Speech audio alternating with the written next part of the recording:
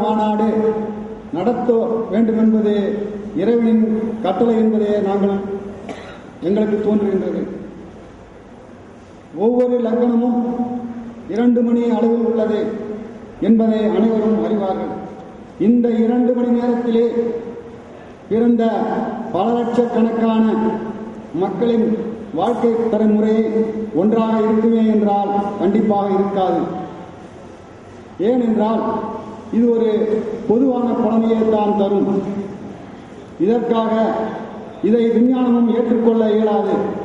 இதற்காக இந்த பாவ முனைகளை 12 பாவங்களுக்கும் உட்பிரிவுகள் தேவை என கருத்தில் கொண்டு மறைந்த ஜோதிட மேதை ஆர் கோபாலகிருஷ்ண ராவ் அவர்களும் KSK அவர்களும் எடுத்த பெரும் முயற்சியின் பலனால் ஒரு கிரகம் தான் நின்ற நட்சத்திரம் உபநட்சத்திரம் வாயிலாக பலனை தரும் என்பதை கண்டறிந்து இந்த சார ஜோதிட முறையை மேம்படுத்தினார்கள். அந்த சார ஜோதிடத்திலே இருந்து 243 உபநட்சத்திரத்தை 249 உட்பிரிவுகளாக பிரித்து ராசி மண்டலத்தை பிரித்து சப்ளாட் தியரியை இங்கே வெளிப்படுத்தியவர் KSK என்பதை மறுக்க முடியாது. KSK அவர்கள் விட்டு சென்ற பணியை KSK அவர்கள் ஒரு கோடு மட்டுமே போட்டு சென்றார். அதன் பிறகு வந்த மதுரை சித்தர் ஜோதிட பிரசன்னமணி பாஸ்கரன் அவர்கள் தன்னுடைய சொந்த முயற்சியாலும் ஆராய்ச்சியாலும் இந்த சாரஜோதிட முறையை மேலும் அதனுள் சில விதிகளை புகுத்தி மிக எளிமைப்படுத்தி எளிதாக பலன் சொல்வதற்கு வழிவகுத்தார் என்பது அவரையே சார்ந்தும். அந்த முறைக்கு KB ஜோதிட முறை என்று கூறப்பட்டது. அதாவது கிருஷ்ணமூர்த்தி பாஸ்கரன் ஜோதிட முறை என்று கூறப்பட்டது. இத்தகைய KB ஜோதிடத்தின் 3வது மாநாடு இப்பொழுது இங்கே நடைபெற்றுக் கொண்டிருக்கிறது. பல வேளைகளுக்கு இடையே இந்த மாநாட்டில் கலந்து கொண்டு விழாமலரனை வெளியிட வந்திருக்கும் ஆன்மீக குரு சாக்தஸ்ரீ பிரித்யங்கரா சுவாமிகள் அவர்களையும் இந்த மாநாட்டு மலரின் முதல் பிரிவை பெறவிருக்கும் ஆன்மீக செம்மல் தர்ம கைங்கரிய சிரோன்மணி லைன் லியோ திரு N சுந்தரம் காரம்பாக்கம் பஞ்சாயத்து தலைவர் ஜனாதிபதி விருது பெற்ற ஒரு தலைவர் அவர்களையும் சிறப்பு விருந்தினர்களாக வந்திருக்கும் KB ஜோதிடத்தினை கண்டறிந்த பிரசன்ன ஜோதிடமணி பாஸ்கரன் அவர்களையும் மதுரை ஜோதிட கலாரத்னா S ஞானசம்பந்தம் சிம்மக்கோவன் என்று அழைக்கப்படுவதையும் சென்னையிலே KB ஜோதிடத்தை அனைவரும் அறிந்து கொள்ள வழிகாட்ட உள்ள எனது குருவும் திருவாளர் ஜோதிட கலாரத்னா தேவராஜ் அவர்களையும் இந்த மாநாட்டிலே முன்னிலை வைக்க உள்ள பேராசிரியர் முனைவர் AR காசிலிங்கம் அவர்களையும் சிறப்புரை ஆற்ற வந்து கொண்டிருக்கும் சித்தயோகி சிவதாசன் ரவி அவர்களையும் காஞ்சிபுரம் சங்கத்தின் துணைத் தலைவர் திருவாளர் தயாநிதி கலாரத்னா தயாநிதி அவர்களையும் சென்னை KB சங்க துணைத் தலைவர் ஜோதிஷ ஆதித்யா PS சுதர்சன் அவர்களையும் வாஸ்து ரத்னா வசூல் மன்னன் வசூல் சக்கரவர்த்தி திரு SP முருகப்பா துணைத் தலைவர் அவர்களையும் KB ஜோதிட தென் சென்னையின் சங்கத்தின் பொதுச் செயலாளர் திருமதி ராஜலட்சுமி அவர்களையும் மற்றும் இந்த அரங்கத்திலே உரையாற்ற உள்ள நண்பர்களையும் சென்னை மாநகருக்கு வெளியே KB ஜோதிட முறையினை பல மாணவர்களும் கற்று உணர வாய்ப்பளித்து வழிகாட்டியாக உள்ள வேலூர் கோவிந்தன் அவர்களையும் கோவை VK சுவாமி அவர்களையும் பாண்டிச்சேரி RK நடராஜ் அவர்களையும் இந்த மாநாட்டிற்கு சிறப்பிக்க வந்துள்ள அனைத்து ஜோதிட நண்பர்களையும் அன்பர்களையும் வருக வருக என வரவேற்று மகிழ்கின்றோம். வணக்கம். அடுத்தபடியாக மாநாட்டினுடைய தலைவர் தனது தலைமை உரையை ஆற்றுமாறு திரு A தேவராஜ் அவர்களை அழைக்கிறோம்.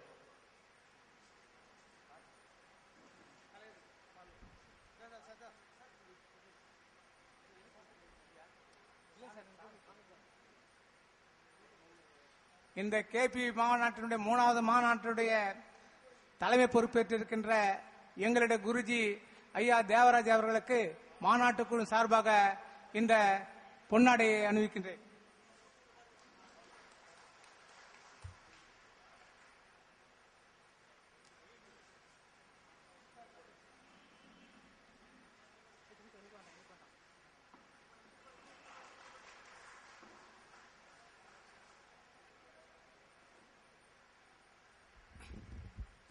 அனைவருக்கும் வணக்கம். ஏற்கனவே நம்ம ஒரு அரை மணி நேரம் பின்னோக்கி இருக்கிறதால என்னுடைய உரையை ஷார்ட்டாக முடிச்சுக்கிறேன். இன்று கேபி ஜோதிட 3ஆம் ஆண்டு விழா சற்று காலதாமதாக நடக்கிறது.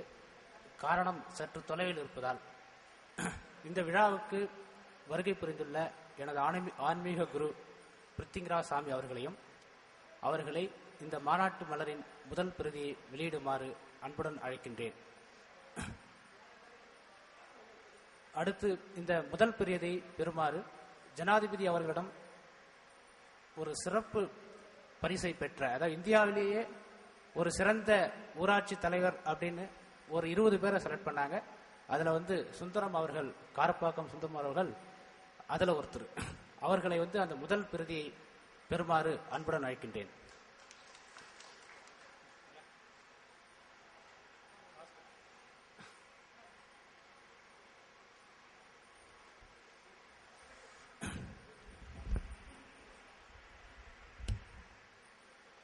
இந்த மாநாட்டில் இன்னும் நிறைய பேர் கலந்து கொள்ள இருக்கிறார்கள். சுமார் 1000 டிக்கெட்டுகளை ஏற்கனவே விட்டுள்ளோம். அதாவது சற்று தொலைவில் இருப்பதால் சற்று தாமதமாக இருக்கிறது. அதனால் அன்பர்கள் சற்று பொறுமை காக்குமாறு அன்புடன் கேட்டுக்கொள்கின்றேன்.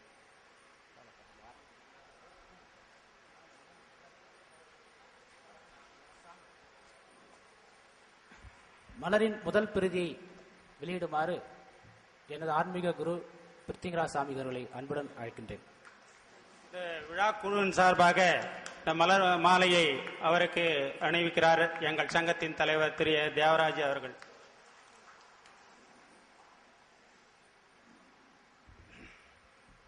முதல் பிரதியை ஆன்மீக செம்மல் தர்மகைங்கரிய சிரோர்மணி திரு என் சுந்தரம் அவர்கள், தலைவர் காரம்பாக்கம் பஞ்சாயத்து அவர்கள் பெற்றுக்கொள்வார்கள்.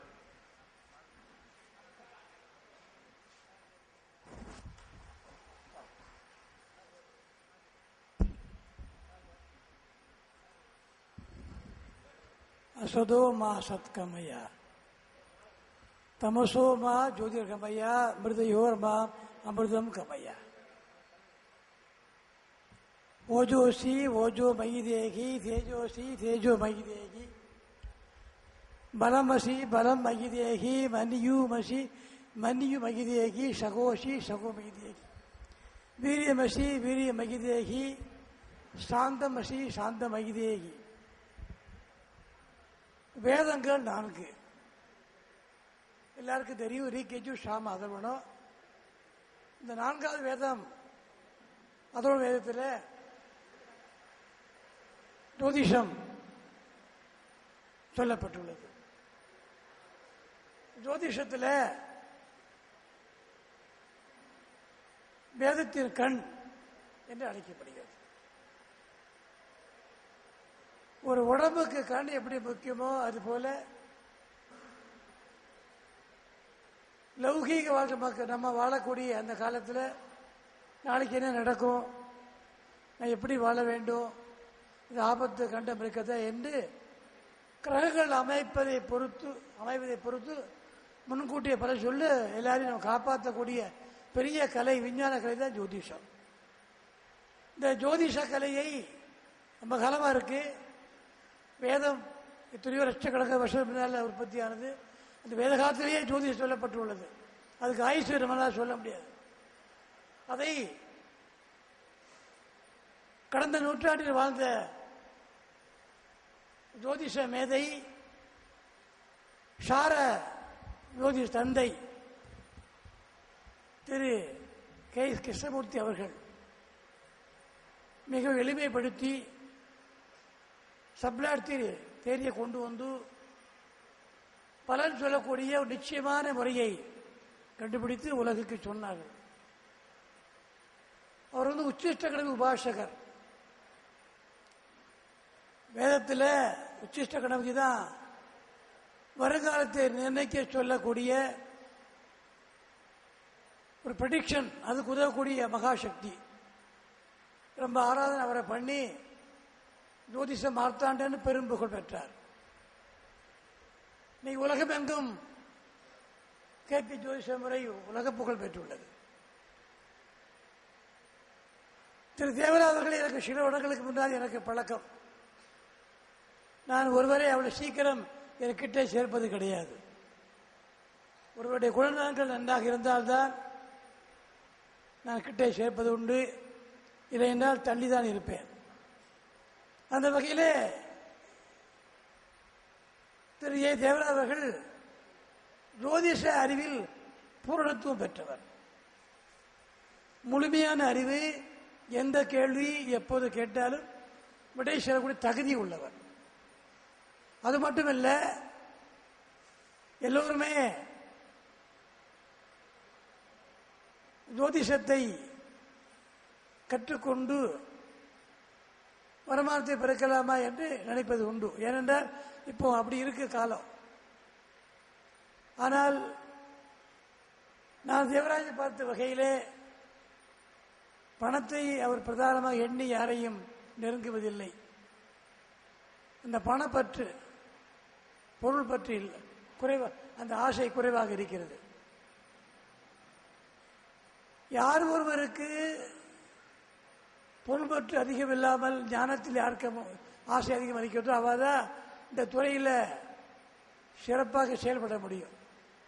ஏனென்றால் என்னுடைய குருநாதர் திரு ஜெயம் பணிக்கர் கேரள மாநிலம் திருச்சூரில் இருக்கா, நான் அடிக்கடி அங்கே போறது உண்டு. அவர் மிகப்பெரிய ஜோதிஷர். அவரை பார்க்கறதுக்கு கியூவில் நிற்பார். அவர் யார்ட்டையும் பணமே கேட்கறது இல்லை. அவருடைய பலன்கள் ரொம்ப துல்லியமா இருக்கும். ஒரு மரம் பெட்டி வச்சிருப்பா, 2 மணி நேரம் பார்க்குறீங்க, 50 ரூபா போட்டோட ஏற்றுப்பா. பணத்தை பற்றி பார்ப்பதே இல்லை. இது தெய்வீக கலை. நான் ஒரு முறை போகும்போது ஒரு அன்பர் கஷ்டத்தில் வரும்போது ஏழை 10 ரூபா போட்டா அதை பற்றி கவலையே படவில்லை. நான் கேட்டேன், உங்க பிள்ளைகளை என்ன பண்ண கேட்டேன். எனக்கு 2 பிள்ளைகள், ஒருத்தர் அமெரிக்காவில் இருக்கா, ஒருத்தர் கனடாவில் இருக்கான்னு சொன்னார். அவர் இங்கே பரிவும் ஜனங்கள் மீது அன்பு கொண்டு இந்த பணியாற்றுவதனால அவருக்கு அவர் 2 குழந்தைகளுக்கும் நல்ல ஸ்தானத்தை கடவுள் கொடுத்திருக்கார். அதுபோல ஜோதிஷம் இந்த கலையை வைத்து வாழ்க்கை நடத்தக்கூடிய அன்பர்கள் இவ்வளவுதான் கொடுக்க வேண்டும் என்று யாரும் கேட்கக்கூடாது. ஒவ்வொருத்தரும் கஷ்டத்தை தான் நம்ம கிட்ட வர, அவ என்ன கஷ்டப்பட பகவான் தான் தெரியும். அதனால ஒரு பரிகாரம் சொல்லும் போது கூட மிகப்பெரிய செலவுள்ள பரிகாரங்களை சொல்லப்படாது. வேதத்திலேயே சொல்லப்பட்டிருக்குது. பீதாம்பரம் கரவிராஜித சங்க சக்கரம் கௌமோதகி சரசிஜம் கருணா சமுத்திரம். பகவான் எப்படிப்பட்டவர்னா கருணா சமுத்திரம். ராதா சகாயம் அதிசுந்தர மந்தகாசம் பாதாள ஏஷம் அனிஷம் ஹிருதி பாவயாமி. பகவான் கருணை உடையவர். பகவான மனசு உருகி பிரார்த்தனை செய்து ஒரு கோயிலுக்கு போய் வழிபட்டாலேயே நம்ம கஷ்டங்கள்லாம் தீரும். அது கொண்டு காத்துட்டு இருக்கா. அதாவது பெரிய பரிகாரம் சொல்லி பெரும் செலவுகளை செய்யாமல் அந்த கலையை வைத்து பல பேருக்கு உதவி செய்ய வேண்டும், காப்பாற்ற வேண்டும். அதுக்கு தான் இந்த கலை வேதத்திலே மகரிஷிகள்லாம் சொல்லியிருக்கா. அவெல்லாம் பணத்துக்கு ஆசைப்படல. அதை நம்ம ஜோதிஷ புஸ்தகங்கள்லாம் போடும்போது நம்ம என்ன விலையெல்லாம் குறைவாக போட்டாதான் ஜனங்கள் வாங்க முடியும். ரொம்ப விலைப்படும் போது மக்களை வாங்க முடியாது. அதையும் நம்ம கருத்தில் கொள்ள வேண்டும். 50 ரூபா புஸ்தகம்னா 100 ரூபா போடலாம். ரொம்ப போடும்போது என்னன்னா அது ரீச் ஆகாது. அதுபோல எல்லாமே எளிமைப்படுத்திக் கொள்ள வேண்டும். அந்த எளிமையான குணங்கள் நம்முடைய திரு தேவரா அவர்களுக்கு இருக்கிறது என்றால் அது நிச்சயமாக உண்மை. அந்த வகையிலே நான் அவரை மிக மிக பாராட்டுகிறேன். இந்த விழாவுக்கு வர வேண்டும் என்று என்னுடைய இனிய நண்பர் ஆன்மீக வள்ளல் சோழிங்கர் பக்கத்தில் காரப்பாக்கம் இருக்கிறது. சுமார் 10 கோவில சொந்த செலவில் கட்டி கும்பாபிஷேகம் பண்றக்க யார்ட்டையும் டொனேஷன் வாங்குறதில்லை. அதுக்கே பல கோடி ஆயிருக்கும். தினமும் ஒரு 50,000 ரூபாய் ஏழைகளுக்கு கொடுக்குறவா. வீட்டுக்கு முன்னால காலையில் 100 பேர் இருப்பா. அதை முகம் சொல்லிக்காமல் கொடுக்கக்கூடிய பொன்மரை செம்மல். அவரே திரு லியோ என் சுந்தரம் அவர்களை இந்த விழாவுக்கு வர வேண்டும் சொன்னேன். எனக்கு என்னுடைய அன்புக்கு கட்டுப்பட்டு வந்தால் அவர் இருக்கிற வேலைகளில் வெளியிலேயே போக முடியாது. அவருக்கும் இந்த மாநாடு நாளில் ரொம்ப நன்றியை தெரிவித்துக் கொள்கிறேன். சேலத்தை சேர்ந்த ஒரு அன்பர் பெரியவர்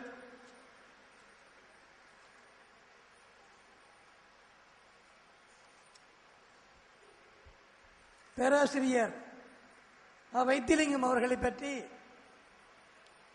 ஒரு மாசத்துக்கு முன்னாலே அங்கிருந்து வந்து அன்பர்கள் ஒரு வந்தார்கள். அவளை கேட்டேன். பெருமையாக சொன்னார்கள். ஜோதிஷ கலையிலே மிகச் சிறந்தவர், பணப்பற்று இல்லாதவர் சொன்னார். மிகவும் சந்தோஷமா இருந்தது. நாமெல்லாம் ஜோதிஷத்தை வைத்து காசு பண்ண வேண்டும் என்ற எண்ணம் இல்லாமல் நம்ம கிடைக்கக்கூடியது கிடைக்கும். அம்பாள் கொடுப்பா, மகான் கொடுப்பா. லகுவாக என்ன கொடுத்தாலும் சரி, ஜோதிஷத்தை அவளுக்கு புரியும்படியாக சொல்லி நல்ல பலனை கொடுத்து அவங்களை